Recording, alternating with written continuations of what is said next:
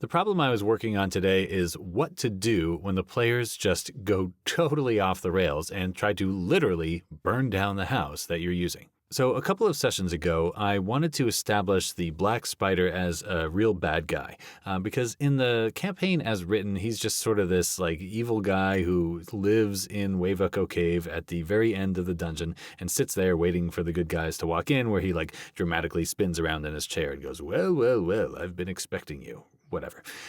So what I wanted to do was make him more dynamic. So a few episodes ago, I had the Black Spider show up in Phandalin at the tavern where all the Red Brands like to drink. And so the Black Spider shows up and challenges the leader of the Red Brands and says, "Hey, why haven't things been going as well as I wanted? Where's all the money and the taxes that you've been trying to extort from all the villagers? Why hasn't that been making its way to me?" And the leader really doesn't have a good answer. He's a little inebriated, and he kind of stammers and stumbles around and is not really sure. And so for dramatic effect, so this is one of those scenes where the players aren't really doing anything. They were just sitting at the table where I was doing some narration. And basically, the Black Spider shows up and demands that the leader of the Red Brands give him the money that he's owed. But the leader, isn't really into it and doesn't really have a good answer. So at this point, I decided, you know what? I want this scene to be memorable. I want the Black Spider to seem really badass. And so what I'm going to do is I'm going to give him a high-level spell, a much higher-level spell than anyone has any business having access to at first level or having a villain have access to when the players are at first level. And so this spell, this is something that I took from a book that I love. The big trope when you're writing fiction is to steal ideas that you love and put them in your game. So what I did was I took an idea from an R.A. Salvatore book, and I had the Black Spider, who is a drow, who feature prominently in the Drizzt Do'Urden books that R.A. Salvatore writes. I had the Black Spider use Delayed Blast Fireball, and he used it in the exact same way that there was a very memorable scene in one of the later books in the Drizzt series where a drow wizard takes an enemy, he sticks his finger down his throat, and he shoots a Delayed Blast Fireball down the guy's throat into his stomach. And so I knew that this is a 7th level spell. If the Black Spider could cast 7th level spells at will, he would just wipe out and insta-kill the party. Obviously, that's not true. But you know what? For dramatic effect, you can say that he has access to Delayed Blast Fireball and no other spells above 2nd level. Why? I don't know. He's a villain. You can make it that way. It's your campaign. It doesn't need to make sense. It doesn't need to follow the rules that the players have when creating their characters. This is one spell that he innately knows. I don't know. Maybe his family has a communion with fire demons or elementals or something like that. It doesn't matter. He has this spell. And so what I have him do is reach down the leader of the Red Brand's mouth, shoot a fireball, a Delayed Blast Fireball into his stomach, and then walk away.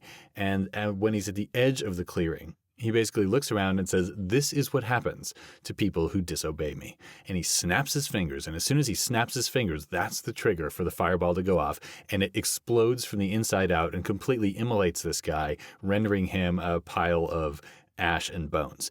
Of course, this has the desired dramatic effect on not only the Red Brands, but on the players and the characters as well.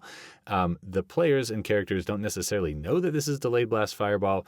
The trigger for Delayed Blast Fireball is not a snap of the fingers. It's just whenever you decide to end the spell. But I decided that it would be great to have a snap of the fingers accompany this end of the spell. And so now the Black Spider looks like a total badass and a total jackass, and everybody wants to kill him. Problem solved. And so now in this session, what the players are trying to do is they're trying to literally burn down Tresender Manor. They realize that they can't possibly fight all the Red Brands that are in the manor. They can't possibly defeat Glassstaff. And so what they decide to do is use the terrain to their advantage and burn down the house. Cue the talking heads. So what you do as the DM when the players decide to burn down the house, you let them. You let them burn down the house. They put torches in rugs. They burn up the tapestries on the walls. And basically the entire house goes up in smoke. I have the players scramble. There's a big fight with Glassstaff and Frank on the stairs of the manor just inside the doorway while burning detritus falls down around them and the place starts to fill with rubble and it becomes more dangerous.